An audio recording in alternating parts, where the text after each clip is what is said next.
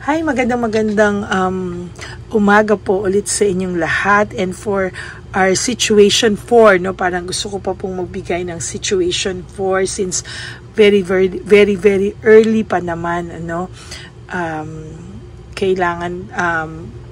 Kailangan ko pa po magbigay ng situation 4. Parang may nag-urge pa po sa akin to give additional reading for today, no.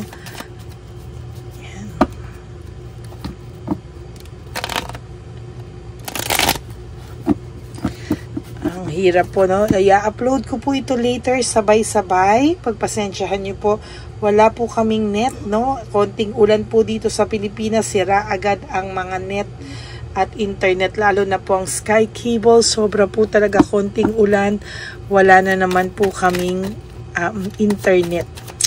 Naapektuhan nga po ang ating mga readings at talagang pagpasensyahan nyo lang po, no? Yan, talagang ibabalasahin po natin para mapakita ko po sa inyo na this is not a coincidence na nabunot lang natin because of dahil yun yung nasa unahan, ano, sa third reading, but because nabalasa po natin at yun po ang nakatakda na makita nyo po, no, ang ating reading of the day today. For situation 4, ano po kaya ang makikita natin, no?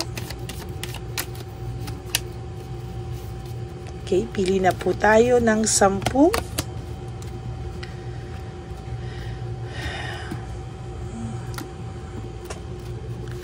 1, 2, 3, 4, 5, 6, 7, 8, 9, and 10.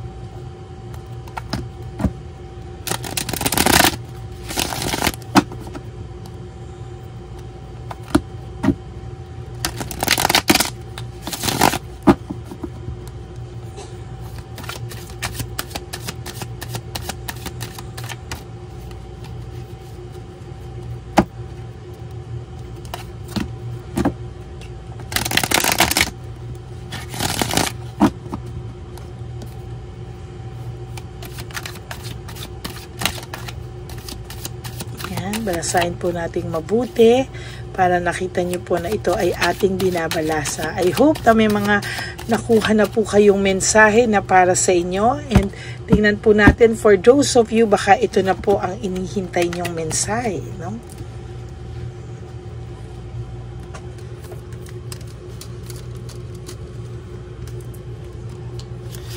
One, 2, 3, 4, 5, 6, 7,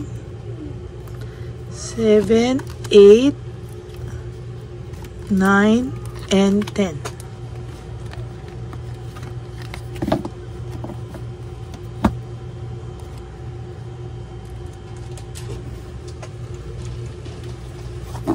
Yan.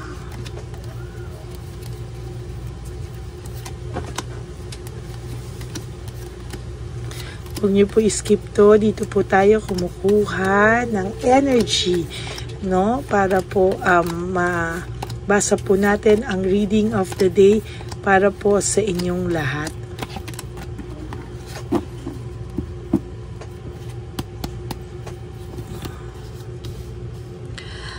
Okay, maybe your person po kaya hindi siya sa'yo nagko-communicate ngayon. It is because of he or she is trying to avoid the conflict. Medyo may nakikita po ako dito somehow na this person is protecting you, no?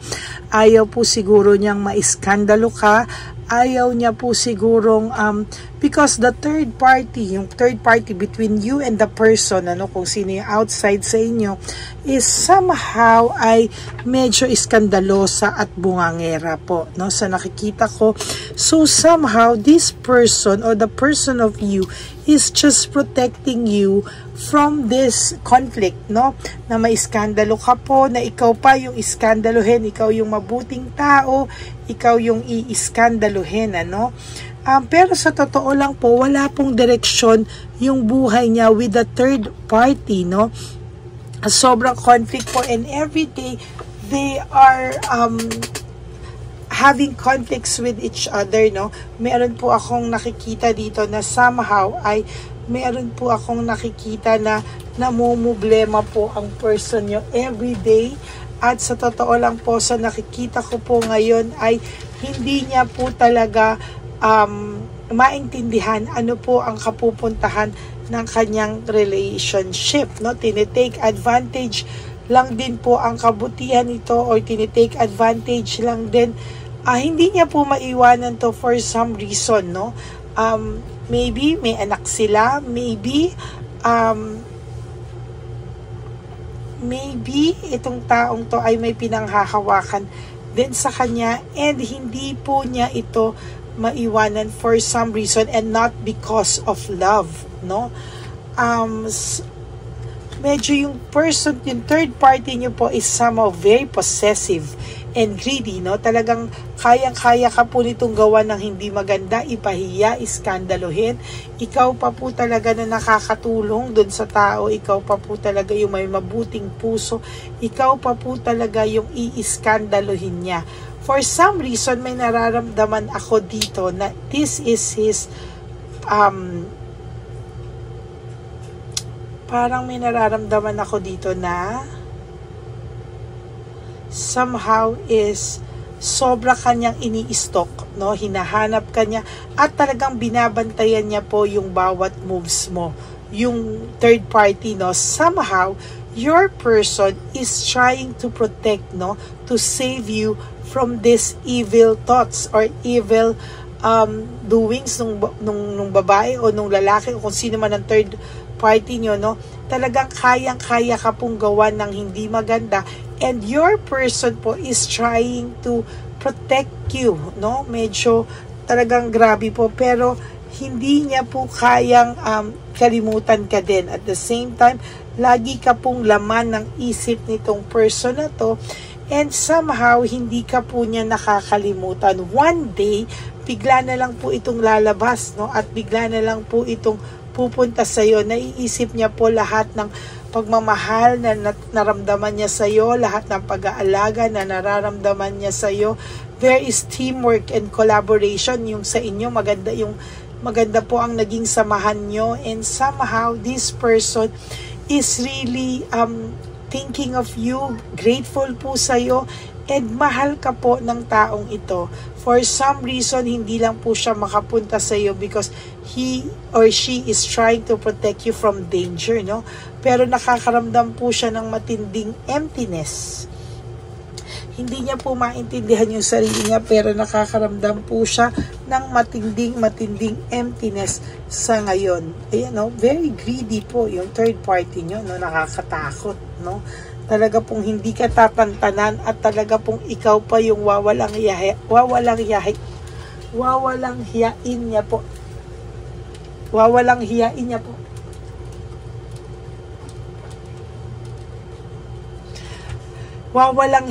Wawalang hiyain. Ano? Walang hiya, no? Wawalang hiyain. Hindi ko po makuha yung Tagalog ko.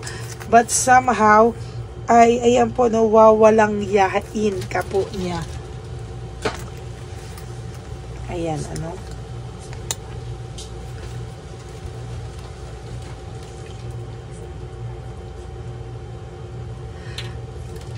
Talaga pong hindi ko makuha yung nabubulol po ako na wawalang hiyain.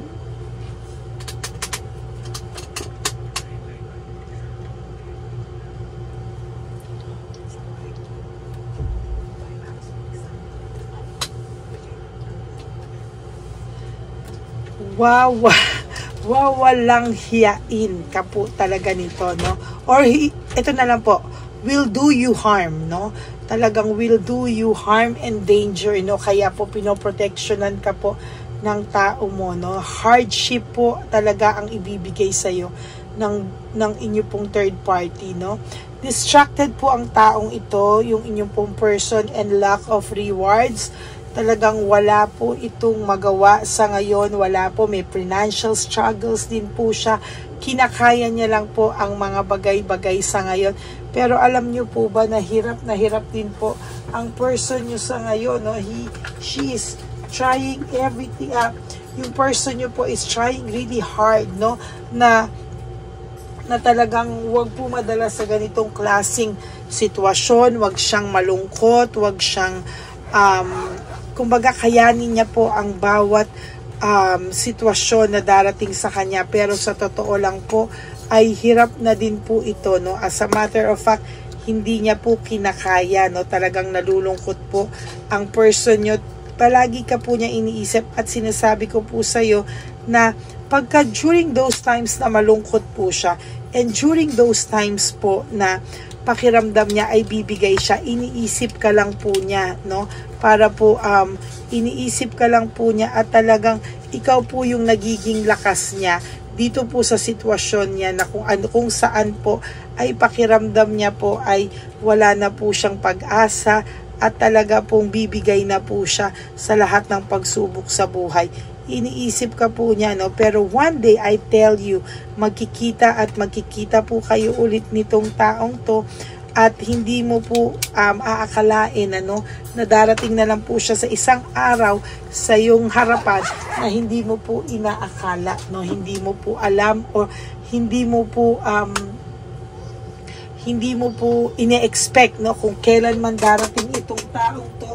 Talaga pong lalabas na lang siya sa kanyang kung saan man siya naroroon, at talaga pong kakausapin ka nito sa araw at oras na hindi mo po inaasahan. Sa totoo lang po, no? Carelessness, yan po talaga ang iingatan nyo at iiwasan nyo, dahil po kailangan po mawala ka na lang po ng parang bula dito sa third party na to. Dapat hindi ka po niya ma-stalk, hindi ka po niya mahanap, because sobra pong medyo walang hiya talaga itong third party nyo. Nagkataon na, no? Na talagang walang hiya itong third party nyo. Kaya po lack of initiative, hindi po gumagawa, nagpapalaylo po ang tao nyo, ang person nyo, nagpapalaylo po siya. Hindi niya po gusto ang kahit na anong gulo na madamay ka, maranasan mo, or this relationship is too, sa kanya, no? Parang nilet go niya muna para sa iyong sariling welfare, no? High level of scrutiny, talagang araw-araw gulo, araw-araw away dito, away doon. Nagkataon po talaga na yung third party nyo is somehow really mesayad or something, no? Hindi ko po talagang mesayad po ito, at talagang hindi po siya papatalo, no? Hindi po niya hahayaang matalo siya, at hindi niya po hahayaang mag-fail siya, no?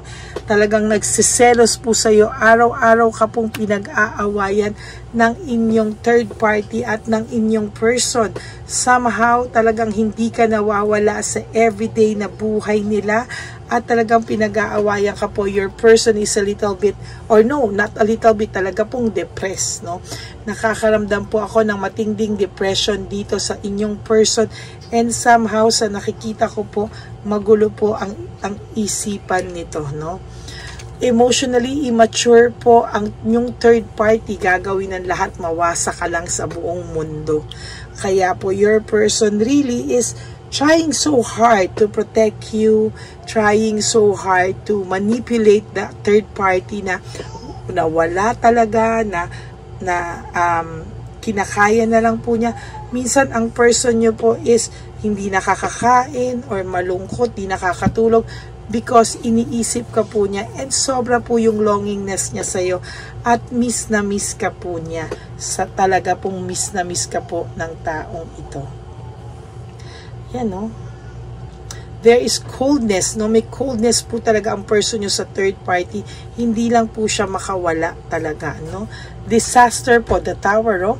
Disaster po ang buhay nito sa third party, and somehow sobra-sobra pong hindi niya maintindihan talaga kung ano po ang nararamdaman niya at hindi niya rin po alam kung ano daw ang kanyang gagawin, no? There is this anxiety and trauma for your last card, oh. Anxiety and trauma, yan po ang nararamdaman everyday disaster, everyday trauma, everyday anxiety, everyday away. Yan po ang nangyayari sa third party. Hintayin mo lang to. There will come a time that this person will reach out to you sa panahon na alam niya na kaya ka na niyang protektahan, no? At manindigan para kung ano man ang mangyari ay hindi ka po mapahamak. So that's it for your situation 4. I hope na naka-resonate kayo, and if you do, can you please give me a like and comment down below.